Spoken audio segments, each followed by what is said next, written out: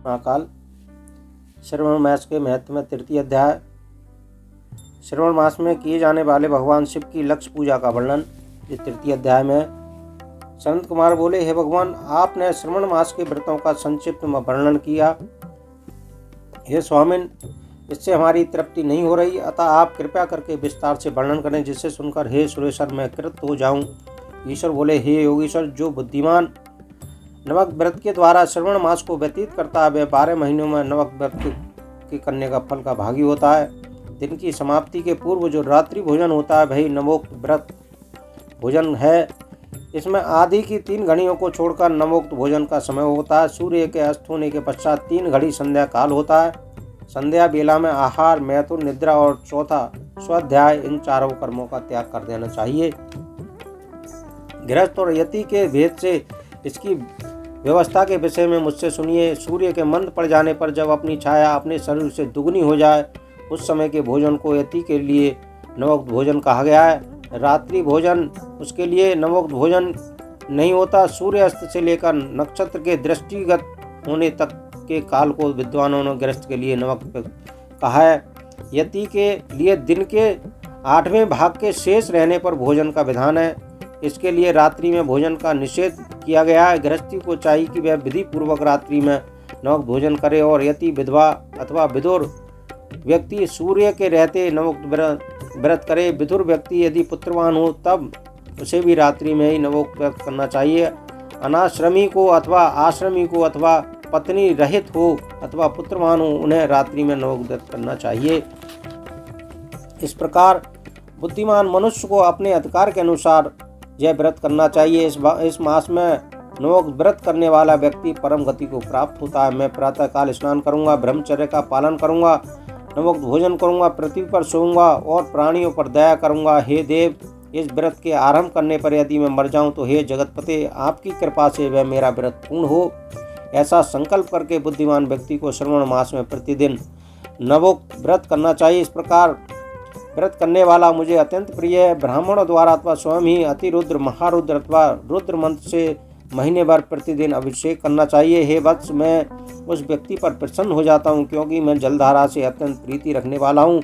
अथवा रुद्र मंत्र के द्वारा मेरे लिए अत्यंत प्रीतिकर होम प्रतिदिन करना चाहिए। अपने लिए जो भी भोज्य पदार्थ अथवा सुख भोग की वस्तुएं अति प्रिय हों, संकल्प करके उन्हें श्रेष्ठ ब्राह्मण को स्वयं महीने भर उन पदार्थों का त्याग कर देना चाहिए और ब्राह्मणों को प्रदान करनी चाहिए। हे मुनि, अब इसके बाद उत्तम लक्ष्य पूजा विधि को सुनिए।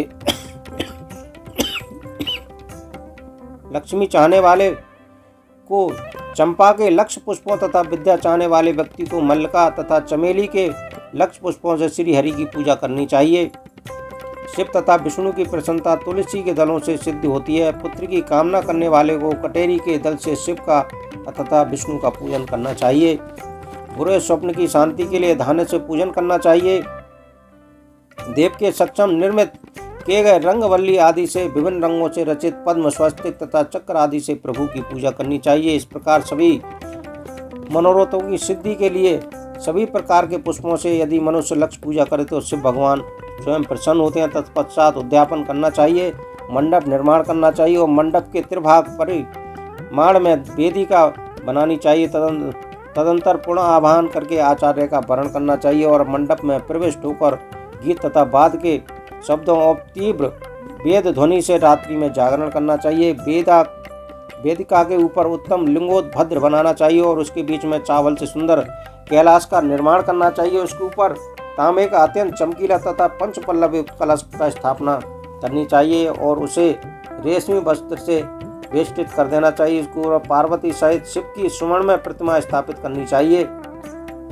यदि स्वर्णमय प्रतिमा नहीं है तो हम मिट्टी की प्रतिमा भी उसके ऊपर स्थापित कर सकते हैं, और मिट्टी की प्रतिमा भी नहीं है तो उसके ऊपर हम एक नारियल रख करके उसमें भी भगवान का आह्वान करके उसे हम प्रतिष्ठित कर सकते हैं। तत्पश्चात पंचामृत पूर्वक धूप दीप नैवेद्य से उस प्रतिमा की पूजा करनी चाहिए और गीत वाद्य नृत्य एवं वेद शास्त्र तथा पुराणों के पाठ के द्वारा रात्रि में जागरण करना चाहिए। इसके बाद प्रातःकाल भली भांति स्नान करके पवित्र हो जाना चाहिए। अपनी शिखा में निर्दिष्ट विधान के अनुसार देवी वेदी का निर्माण करना चाहिए। तत्पश्चात मूल मंत्र से या शिव गायत्री मंत्र से शिव के सहस्त्र नामों द्वारा तिल तथा घृत मिश्र खीर से होम करना चाहिए अथवा जिस मंत्र से पूजा की गई है उसी से होम करना चाहिए। मान लो हमने ओम नमः शिवाय मंत्र से पूजन किया तो ओम नमः शिवाय मंत्र से ही हम उसका होम कर सकते हैं।